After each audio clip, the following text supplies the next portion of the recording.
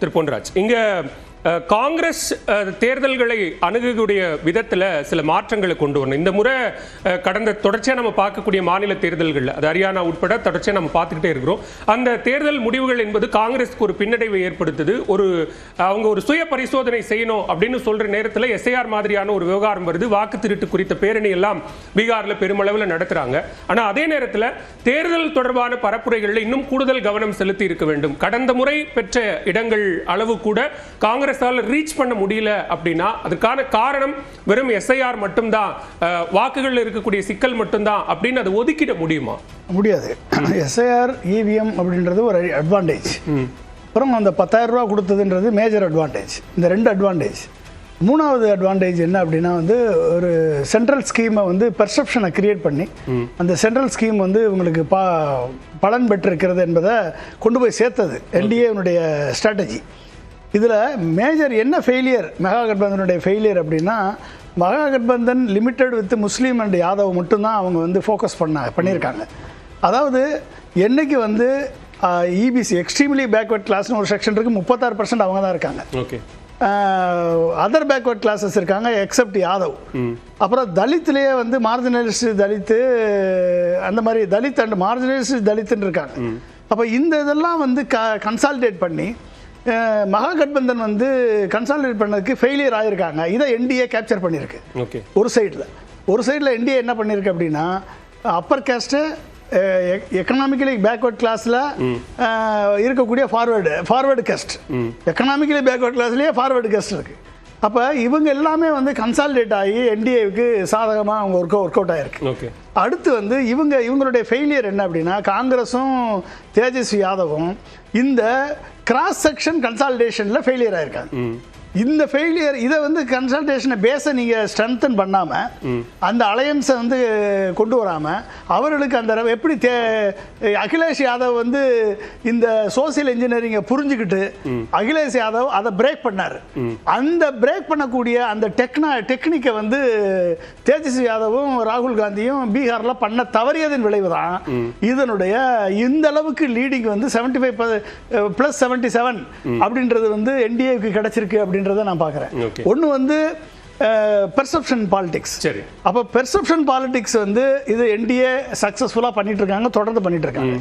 20 ஆண்டு கால ஆட்சிக்கு பிறகும், இவ்வளவு ஃபெயிலியருக்கு பிறகும், இவ்வளவு ஆன்டி இன்கம்பன்சிக்கு பிறகும், ஆன்டி இன்கம்பன்சியை தாண்டி நிற்கிது mobilisation, caste mobilisation. Okay, anti இன்கம்பன்சியை தாண்டி நிற்கிது ஃப்ரீபீஸ் மொபிலைசேஷன்.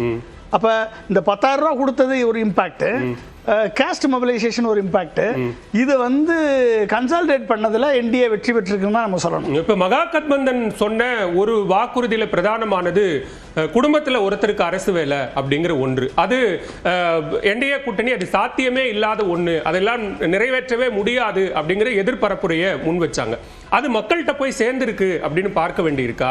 ஏன்னா வேலை அப்படிங்கிறது பீகாரில் பிரதானமா இருக்கக்கூடிய ஒரு பிரச்சனைகள்ல ஒன்று. வறுமை, வேலை வாய்ப்பின்மை அப்படிங்கிறது ரொம்ப பிரதானமான ஒன்று.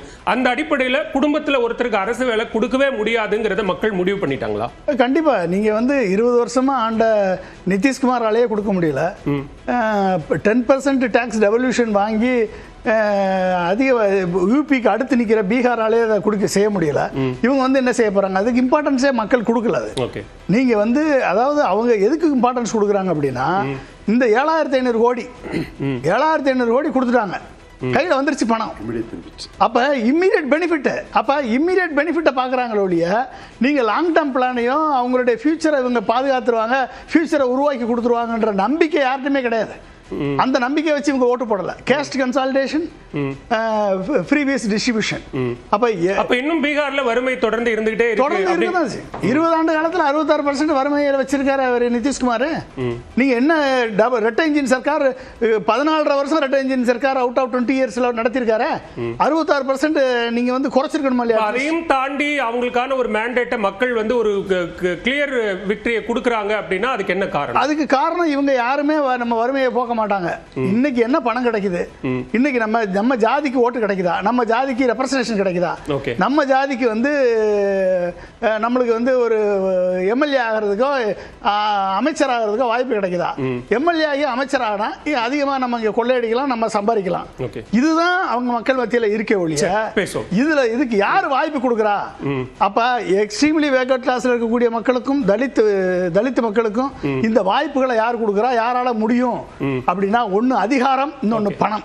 இந்த அதிகாரமும் பணமும் எங்க இருக்கோ அங்க மக்கள் சாயிறாங்கன்றது தெளிவா தெரியுது. ஓகே, அதே நேரத்தில் நம்ம மகா கட்பந்தன் கூட்டணியில இடம்பெற்றிருந்த விகாஷில் இன்சான் பார்ட்டி விஐபி கட்சி, அந்த கட்சிக்கு மகா கட்பந்தன் கூட்டணியில துணை முதலமைச்சர் வேட்பாளருக்கான அந்த அறிவிப்பு என்பது இடம்பெற்றிருந்தது. ஆனா அந்த விஐபி கட்சி ஒரு இடத்தில் கூட முன்னிலை பெறவில்லை அப்படிங்கிற அந்த தகவலையும் நம்ம பார்க்கிறோம்.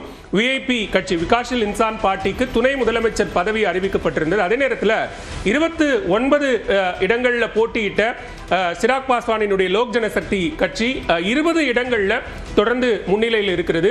கடந்த முறை 2020 வெளியிலிருந்து போட்டியிட்டாலும் இந்த முறை என்டிஏ கூட்டணியில் இடம்பெற்றிருக்கக்கூடிய சிராக் பாஸ்வானினுடைய கட்சி முதல் தேர்தலிலே 20 இடங்களில் முன்னிலை பெற்றிருக்கிறது அப்படிங்கிற ஒரு தகவலையும் நம்ம பார்க்கிறோம். அர்ஜுன்மூர்த்தி, நான் உங்களிடம் வரதுக்கு முன்னாடி ரவீந்திரன் துரைசாமி, இப்போ இங்க கேஸ்ட் விஷயம் இதுல ரொம்ப ஒரு மேஜர் ரோல் பிளே பண்ணியிருக்கு. அப்படின்னா மக்கள் நம்ம வறுமையும் இருக்கு, வேலை வாய்ப்பின்மையும் இருக்கு, பல சிக்கல்கள் இருக்கு. ஆனா இதை நோக்கி மக்கள் வந்து இதுக்கான ஒரு முக்கியத்துவத்தை தொடர்ந்து கொடுத்துக்கிட்டே இருக்கிறாங்க.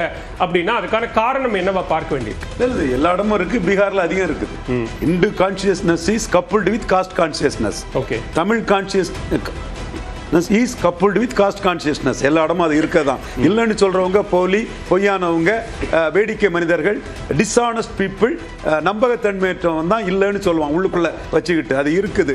பீகார்ல வந்து அந்த கெமிஸ்ட்ரியை என்டிஏ கரெக்டா ப்ளே பண்ணாங்க.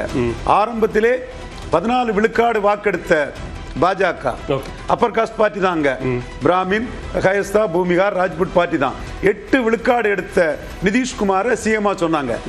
ஏன்னா அந்த இடத்துக்குள்ள கிறிஸ்டின் முஸ்லிம்ஸ் பாஜக எதிர்ப்பாங்க சூழ்நிலையில நிதிஷை சொல்லி அந்த காஸ்ட் காம்பினேஷன்ல ஆன்டி யாதவா தான் அதை பண்ணுனாங்க. நம்ம தொடர்ந்து பேசலாம். உங்களுடைய கருத்துக்களை நான் கேட்டுக்கிறேன்.